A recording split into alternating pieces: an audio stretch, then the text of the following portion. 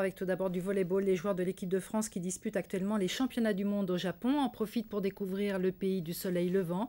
L'occasion pour Alain Fabiani, l'ancien passeur de l'équipe de France, de rencontrer la nouvelle génération et notamment l'Ajaxien Jean-François Exiga. Rencontre suivie par François Tortos et Franck Rombaldi.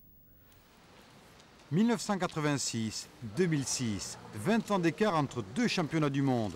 C'est ce qui sépare Alain Fabiani, passeur historique du volleyball français, à son successeur Pierre Pujol et aux jeunes libéraux Jean-François Exiga.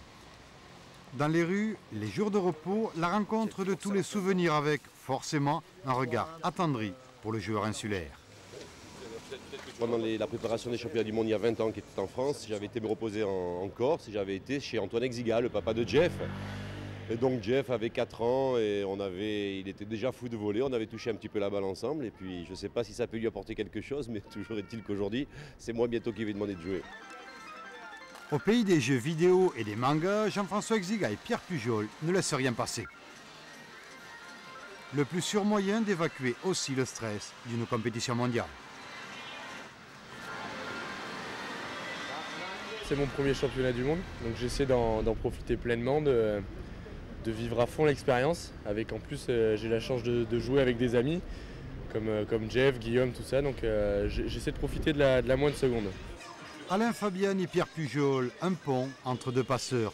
Une nouvelle génération qui surprend par son talent précoce le joueur poitevin en haut du filet. Il a fait des progrès énormes, effectivement. S'il arrive à maintenir le niveau de jeu qu'il pratique pour ces championnats du monde, notamment le match contre le Brésil, je crois qu'il est à l'orée d'une très belle carrière et je ne suis pas sûr qu'on le voit souvent en France. Jusqu'où peut rêver cette nouvelle génération du volley français? La réponse peut être en visitant ce temple shintoïste. Du moins d'ici le 3 décembre, date prévue pour la finale à Tokyo.